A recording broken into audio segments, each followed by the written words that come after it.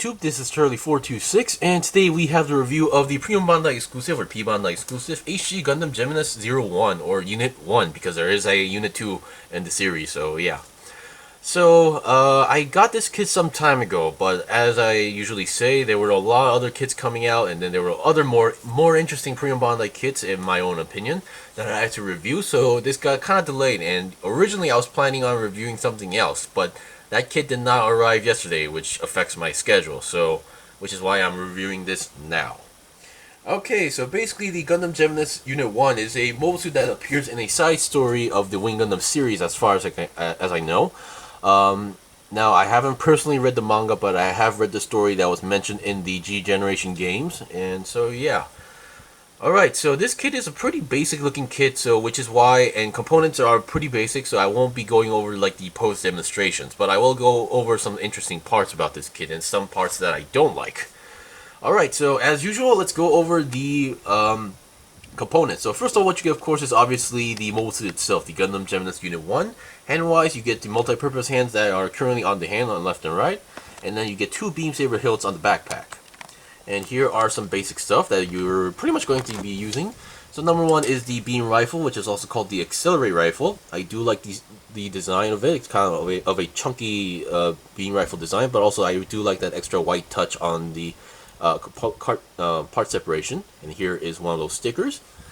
Well, another interesting part about this is the trigger finger hand. Usually, if we get a trigger finger hand, we would get like a locking mechanism where you have a hold and pick system.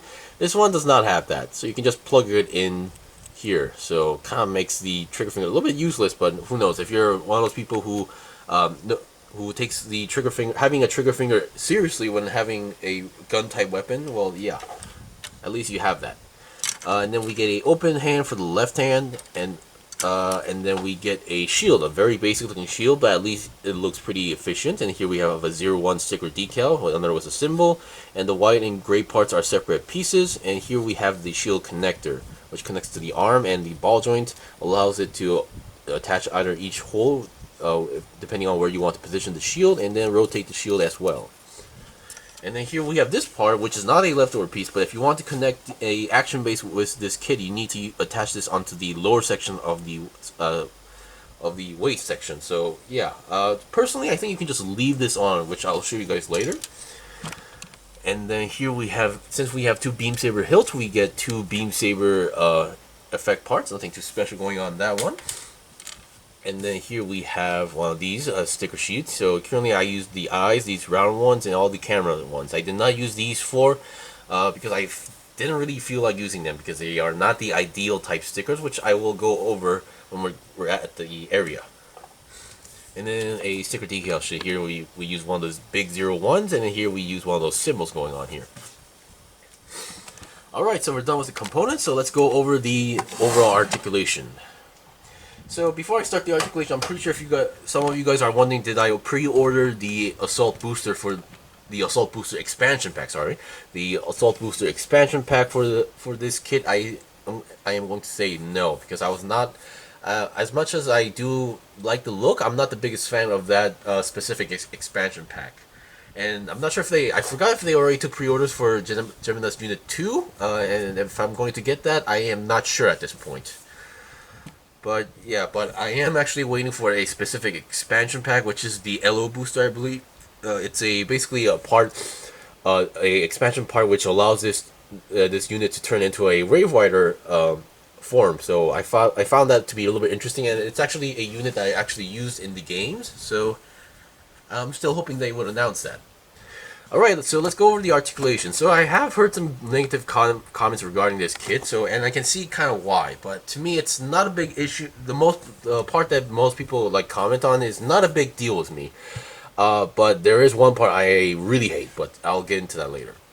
So the head is a pretty basic looking head, I mean, in terms of the Wing Gundam series, but still this unit is actually kind of, the Gundam itself is actually built differently compared to the 5 Gundams we know from Gundam Wing series. So and I believe in the story, or one of the professors mentioned in the story, is that these Gundams actually have a limited operating time in missions. So if you go over that time, the Gundam just deactivates itself, which I find it a little bit to be risky.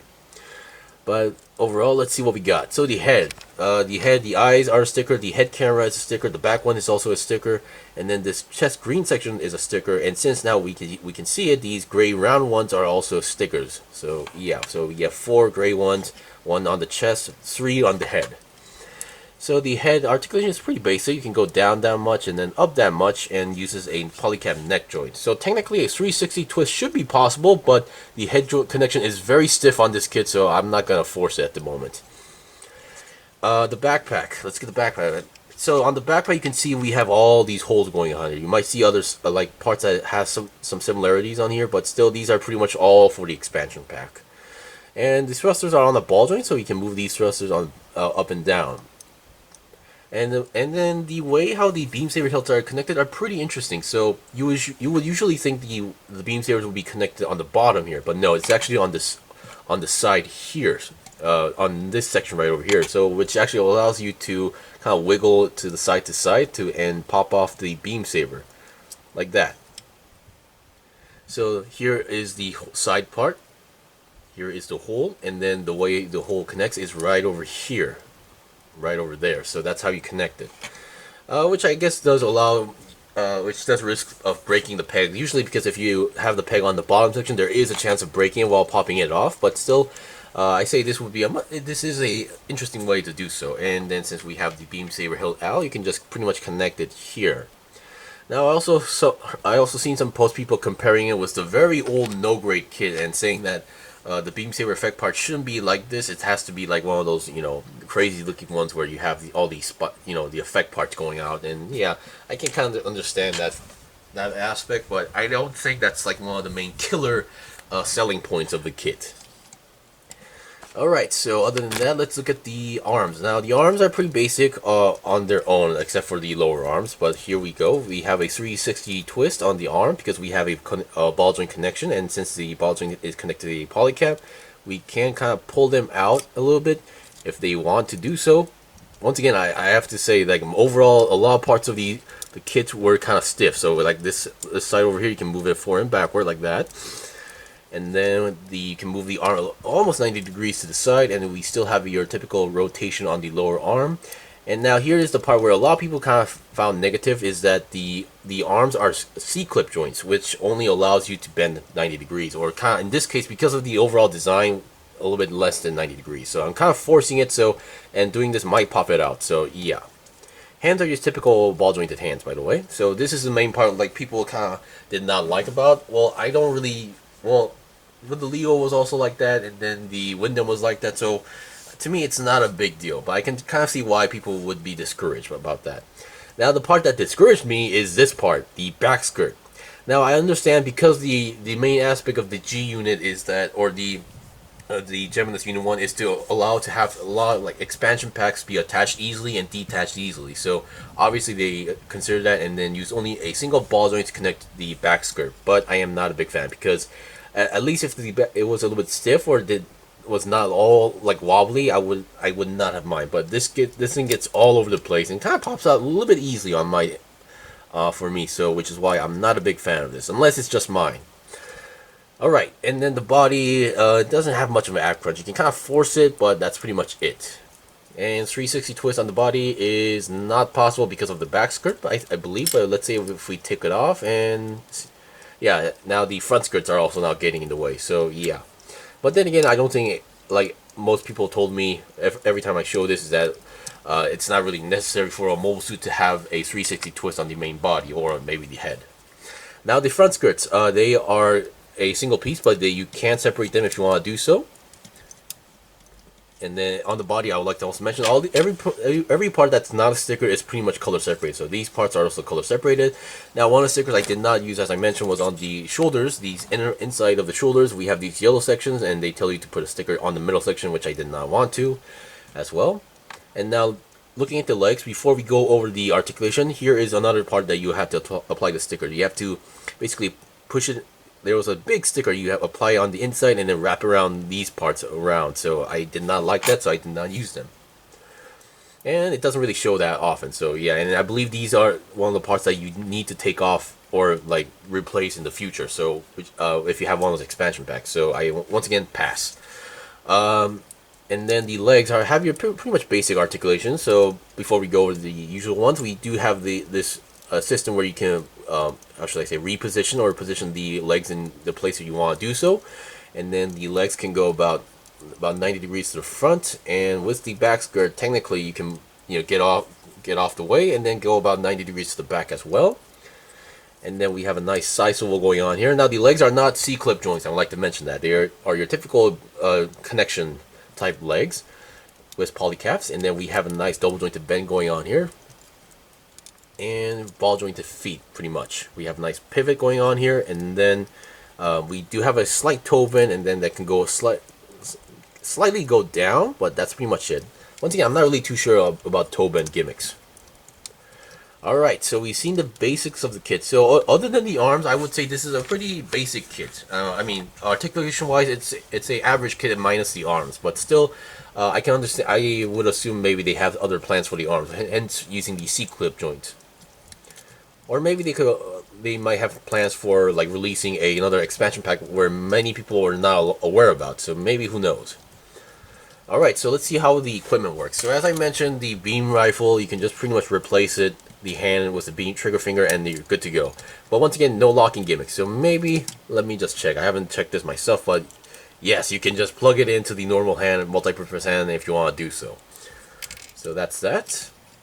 And then the shield, once again, you can just pretty much attach it to if you look at the back of the arm, there is a hole there, and then we have a shield connector which has a peg, and all you need to do is pretty much connect that into the arm. So there we go, and it's a pretty firm connection, so you don't need to worry about falling off and such. And finally, let's see, weapon wise, we have the arm, and we have the hand and the beam saber. Oh, and you can also see the pink section on the hole, so maybe if you don't want that, you can do it on the other side, and then pretty much attach to the hand, and you're good to go, and it's not going to be falling off that easily.